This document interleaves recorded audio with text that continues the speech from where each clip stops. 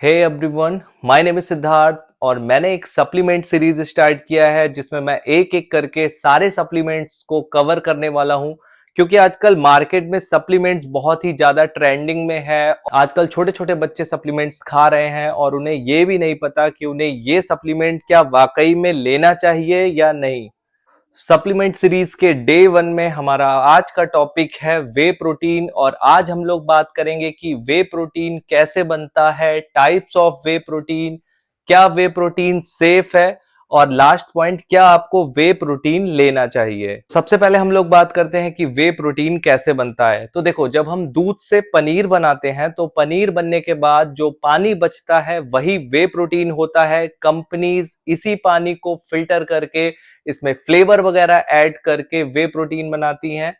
तो एक बात यहां से क्लियर है कि जो वे प्रोटीन है वो दूध से बनता है। वे प्रोटीन मेनली 3 टाइप के होते हैं: कंसंट्रेट वे प्रोटीन, आइसोलेट वे प्रोटीन और हाइड्रोलाइज्ड वे प्रोटीन। कंसंट्रेट वे प्रोटीन की सबसे कॉमन फॉर्म होती है। ये थोड़ा सस्ता होता है लेकिन इसमें जो लैक्टोज होते हैं वो थोड़े से हाई होते हैं।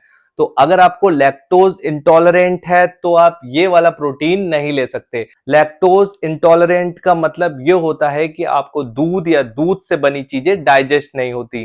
तो अगर आपको ऐसी प्रॉब्लम है तो आपको ये वाला प्रोटीन नहीं लेना है। अगर आपको दूध या उससे बनी चीजें आराम से डाइजेस्ट हो जाती हैं तो आप कंसंट्रेट वे प्रोटीन ले सकते हो, ये आपके बजट में होगा। और अगर आप कॉलेज वगैरह जाते हो, बजट थोड़ा टाइट है, तो भी ये आपके लिए बेस्ट ऑप्शन है। दूसरा है आइसोलेट वे प्रोटीन। ये वे प्रोटीन की प्योर फॉर्म होती है, इसमें लैक्टोज बिल्कुल भी नहीं होते और ये प्रोटीन लैक्टोज इंटॉलरेंट लोगों के लिए बेस्ट ऑप्शन है। मतलब अगर आपको दूध या इससे बनी चीजें डाइजेस्ट नहीं होती फिर भी आपको आइसोलेट वे प्रोटीन डाइजेस्ट हो जाएगा। अगला है हाइड्रोलाइज्ड वे प्रोटीन। ये बहुत ज्यादा एक्सपेंसिव होता है, अगर आपके पास अंधा पैसा है तो आप ये वाला भी ले सकते हो। हमारा नेक्स्ट पॉइंट है, क्या वे प्रोटीन सेफ है।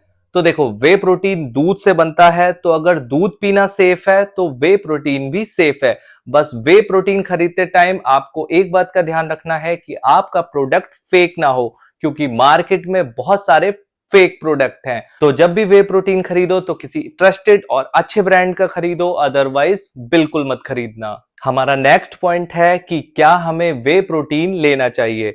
तो इस क्वेश्चन के आंसर को समझने से पहले हम लोगों को प्रोटीन रिक्वायरमेंट को समझना पड़ेगा। देखो, मेल और फीमेल दोनों की प्रोटीन रिक्वायरमेंट अलग अलग होती है।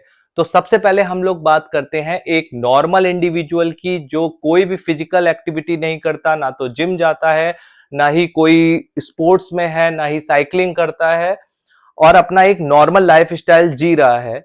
तो उसके लिए कितना प्रोटीन चाहिए। तो अगर कोई मेल है तो उसे यहां पर अपना बॉडी वेट फिल कर देना है और 1 से मल्टीप्लाई करनी है। जो भी नंबर आएगा उसे उतने ग्राम प्रोटीन चाहिए।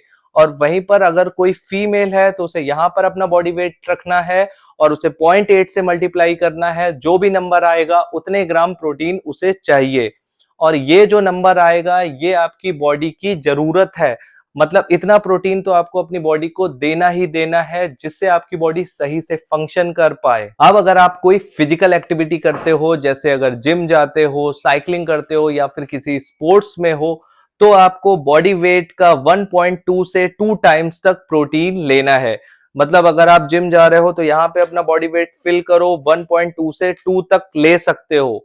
और कितना लेना है ये हर इंडिविजुअल का अलग अलग मैटर करता है। अगर आप अपना डेली प्रोटीन रिक्वायरमेंट डाइट के थ्रू पूरा कर सकते हो तो आपको वे प्रोटीन सप्लीमेंट की कोई भी जरूरत नहीं है। लेकिन अगर आपकी डेली की प्रोटीन रिक्वायरमेंट डाइट से पूरी नहीं हो पा रही है तो आप एक किसी अच्छे ब्रांड का वे प्रोटीन ले सकते हो, क्योंकि प्रोटीन का हमारी बॉडी में बहुत ही इंपॉर्टेंट रोल होता है। प्रोटीन हमारा बिल्डिंग ब्लॉक्स है जो हमारी मसल्स को रिपेयर करने में काम आता है। आई होप कि इस वीडियो से मैंने वे प्रोटीन से रिलेटेड आपके सारे डाउट क्लियर कर दिए हैं। तो अगर वीडियो अच्छा लगा हो तो वीडियो को लाइक कर देना और चैनल को सब्सक्राइब भी कर लेना।